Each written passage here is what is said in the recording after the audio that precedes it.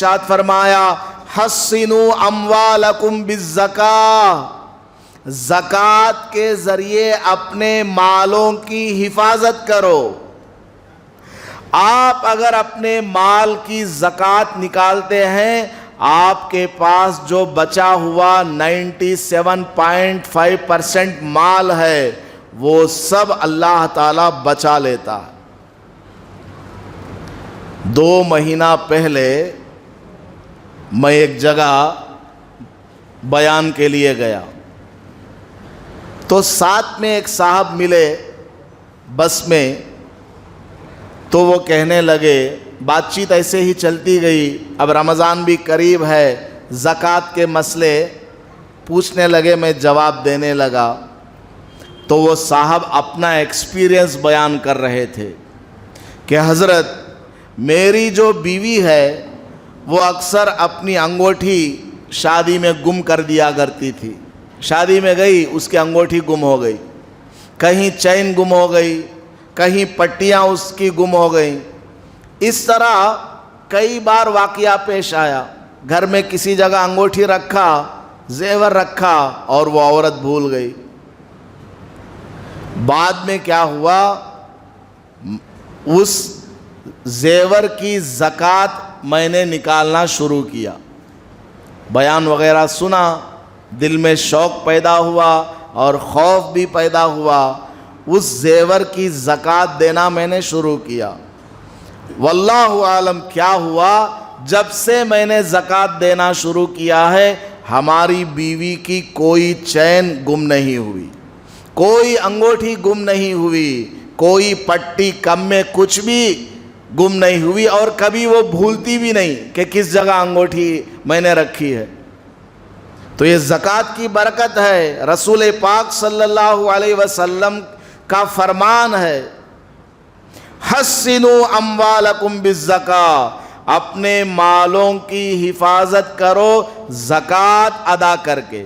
زکوٰۃ ادا کریں گے آپ کے پاس جتنا مال ہے سب کی حفاظت ہو جائے گی، کوئی حکومت آپ سے وہ مال نہیں چھین سکتی، کوئی آدمی اس کو چرا نہیں سکتا، وہ مال جل نہیں سکتا۔ مال کی زکوٰۃ ادا کریں گے اللہ تعالیٰ آپ کے مال کی حفاظت کرے گا۔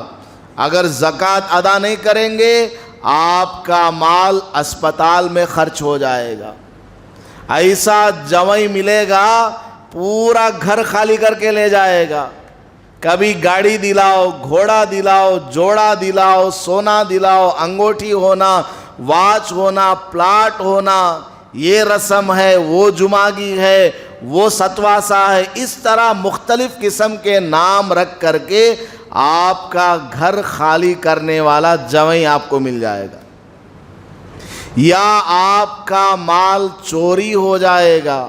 زکوٰۃ ادا نہیں کریں گے تب، ادا اگر آپ نے کر دیا کوئی آپ کے مال کو ٹچ نہیں کر سکتا، آپ کے مال کی حفاظت اللہ تعالیٰ کریں گے، صحیح کاموں میں آپ کا مال لگے گا اور اس کو کوئی چرا نہیں سکتا، نقصان نہیں پہنچا سکتا۔ وَدَاوُوا مَرْضَاكُمْ بِالصَّدَقَةِ، آگے حضور نے ارشاد فرمایا اپنے بیماروں کا علاج کرو صدقہ خیرات کر کے۔ آپ کے گھر میں کوئی بیمار ہے، سب سے پہلا کام کرنے کا یہ ہے کہ کچھ روپیہ اس بیمار کے نام سے غریبوں میں صدقہ کرو، اس بیمار کی طرف سے غریبوں کو کچھ صدقہ دے دو۔ آپ کے پڑوس میں کوئی غریب ہے، محلے میں کوئی غریب ہے، مسجد کے باہر کوئی فقیر ہے، آپ فوراً کیا کرو، اس بیمار کی طرف سے صدقہ دو۔ حضور نے ارشاد فرمایا وَدَاوُوا مَرْضَاكُمْ بِالصَّدَقَةِ، اپنے بیماروں کا علاج کرو صدقہ دے کر کے۔ اور الصدقۃ تطفئ غضب الرب، صدقہ اللہ کے غصے کو روکنے والی چیز ہے۔ مال خرچ کرنے سے اللہ کا غصہ بھی ٹھنڈا ہو جاتا ہے۔ مان لیجئے ہم سے اللہ تعالیٰ ناراض ہے، کوئی گناہ ہم سے ہو گیا، کوئی پاپ ہم سے ہو گیا اور اللہ کی ناراضگی کے آثار کچھ نظر آ رہے ہیں کہ کاروبار نہیں چل رہا ہے، گھر میں جھگڑے ہو رہے ہیں، بے برکتی ہے، اور دل میں دہشت ہے، ڈر ہے، اور رات میں چین سے نیند نہیں آ رہی ہے، یہ سب کیا؟ اللہ کے ناراض ہونے کی کچھ علامتیں ہیں۔ مان لیجئے ہم سے اللہ تعالیٰ ناراض ہو گیا ہے تو ہمیں فوراً کیا کرنا؟ کچھ مال غریبوں میں صدقہ کر دینا، غریبوں کو دے دینا، زکوٰۃ اگر نہیں دیا ہے تو زکوٰۃ اٹھا کر کے دے دینا، تو اس سے کیا ہوگا؟ اللہ پاک کا غصہ ٹھنڈا ہو جاتا ہے۔ اللہ کے بندے کی آپ نے مدد کی، حدیث میں آتا ہے واللہ فی عون العبد ما دام العبد فی عون اخیہ، جب کوئی بندہ کسی دوسرے بندے کی مدد میں لگا رہتا ہے اللہ پاک اس بندے کی مدد میں لگا رہتا ہے۔ آپ نے ایک غریب کی مدد کی، اس پر اپنا مال خرچ کیا، اللہ تعالیٰ آپ کی مدد کرتا ہے، آپ کو اور مال و دولت سے نوازتا ہے۔